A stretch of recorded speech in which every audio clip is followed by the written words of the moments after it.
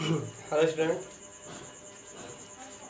Chapter 10 की आज हम 10वीं वीडियो के बारे में आपसे डिस्कस करते हैं। इससे लास्ट वीडियो में हमने अन्योन्य प्रेरण गुणांक के बारे में पढ़ा था और उसका जो फॉर्मूला था वो था माइनस के m बराबर माइनस के n फाई 4 बटे में I1, या फिर m का एक और फॉर्मूला आपने पढ़ा था यहाँ पर। ठीक है, अब अन्योन्य प्रेरण गुणांक की घटना तब होती है जब दो कुंडली होती है, दो परिनालिकाएं होती है, मतलब जब दो कुंडलियां होगी तब उनके बीच में अन्योन्य प्रेरण की घटना होगी। ठीक है, तो आज हम पढ़ने वाले हैं पहले दो समाक्ष।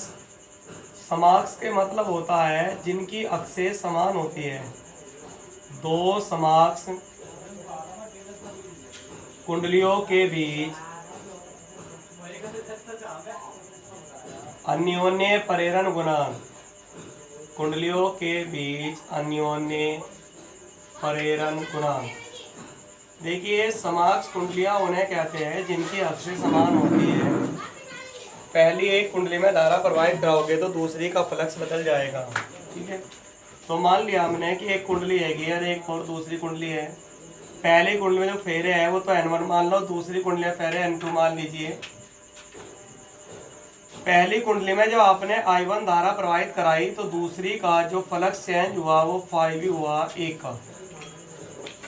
तो अगर हम दूसरी का कुल फ्लक्स देखें तो दूसरी कुंडली का जो फ्लक्स निकालेंगे वो N2 5 होगा। यानी कि पहली कुंडली के कारण तो चुंबकीय क्षेत्र निकलेगा और पहली कुंडली के कारण जो चुंबकीय क्षेत्र निकलेगा तो दूसरी का हमें फ्लक्स निकालना है। ठीक है, चलिए बात करते हैं। मान लेते हैं कि प्राथमिक कुंडली में धारा I1 है, तब प्राथमिक कुंडली के केंद्र पर,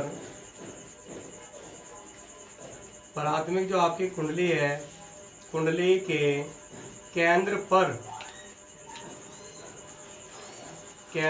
पर चुंबकीय क्षेत्र, बताइए चुंबकीय क्षेत्र का मान क्या होता है। तो लिखूंगा B1, फॉर्मूला होता है कुंडली के लिए म्यू नॉट बटे में 2 इंटू में N1 I1 बटे में R1।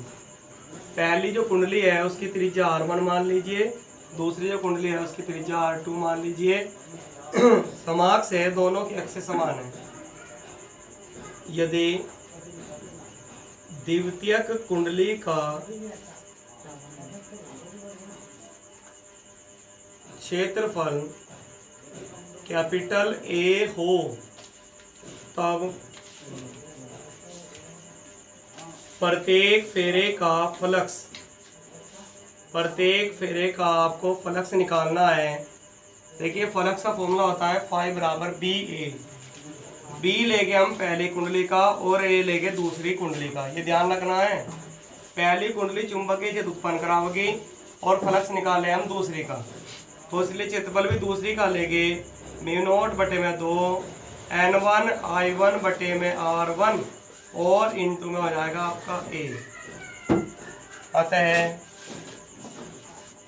कुंडलियों के बीच अन्योन्य प्रेरण गुणांक आपको निकालना है। अन्योन्य प्रेरण गुणांक, देखिए कुंडलियों के बीच जो अन्योन्य प्रेरण गुणांक का फॉर्मूला होता है M बराबर N2 5B और बटे में पहले की धारा, दूसरी कुंडली के फेरे लेंगे और पहली कुंडली की धारा लेंगे N2 और बटे में I1, इसे एक जगह रख लीजिए। 5B का मान यहाँ से रख दीजिए म्यू नॉट और बटे में 2 N1 I1 और बटे में R1 और इंटू में A। I1 तो आपका I1 कट जाएगा, फॉर्मूला होता है म्यू नॉट अपॉन में 2 N1 N2 A और बटे में हो जाएगा R1। ये दो कुंडलियों के बीच अन्योन्य प्रेरण गुणांक का फॉर्मूला होता है। ठीक है, इसी में आपका एक और डेरिवेशन आपको पढ़ना है। दो समाक्ष परिनालिकाओं के बीच, जो आपकी परिनालिका होती है, परिनालिकाओं के बीच अन्योन्य प्रेरण गुणांक आपको निकालना है। अन्योन्य प्रेरण गुणांक, एक डेरिवेशन आपका ये है कि दो समाक्ष परिनालिकाएं अगर है तो उनके बीच अन्योन्य परिणन गुणांक निकालना है। हमने मान लिया कि जो पहली परिनालिका है आपकी उसमें फेरे N1 है, उसकी लंबाई L है, दोनों की लंबाई समान है मान लीजिए। और इसमें जो हमने I1 धारा प्रवाहित कराओगे तो जो आपकी प्रथम परिनालिका है, प्रथम परिनालिका के केंद्र पर चुंबकीय क्षेत्र आप निकाल लीजिए कि केंद्र पर चुंबकीय क्षेत्र की वैल्यू V1 लिखिए। फॉर्मूला होता है परिनालिका के लिए म्यू नॉट Ni/L। पहली की बात चल रही तो N1 लिखेंगे, I1 लिखेंगे, ठीक है। यदि द्वितीयक जो परिनालिका है दूसरे वाली परिनालिका का क्षेत्रफल कैपिटल A हो, अगर दूसरी परिनालिका का क्षेत्रफल आपका कैपिटल A है तो तब हम दूसरी परिनालिका के लिए फ्लक्स की वैल्यू, एक फेरे का फ्लक्स हम निकाल सकते हैं। इस तरह से निकालेंगे जो फॉर्मूला हमने अभी यूज किया था। तो तब प्रत्येक फेरे का फ्लक्स निकालिए, प्रत्येक फेरे का फ्लक्स। देखिए प्रत्येक फेरे का जो फ्लक्स होता है उसका फॉर्मूला होता है फाई बराबर BA, B की जगह B1 लिखेंगे, A की जगह दूसरे का क्षेत्रफल म्यू नॉट N1 I1/L और इंटू में A हो जाएगा। इसलिए परिनालिकाओं के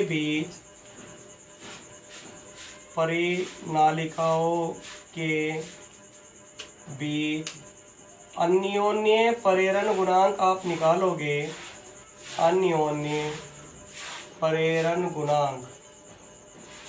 अन्योन्य प्रेरण गुणांक का जो फॉर्मूला होता है वो होता है M बराबर N2 5B और बटे में I1, N2 और बटे में I1।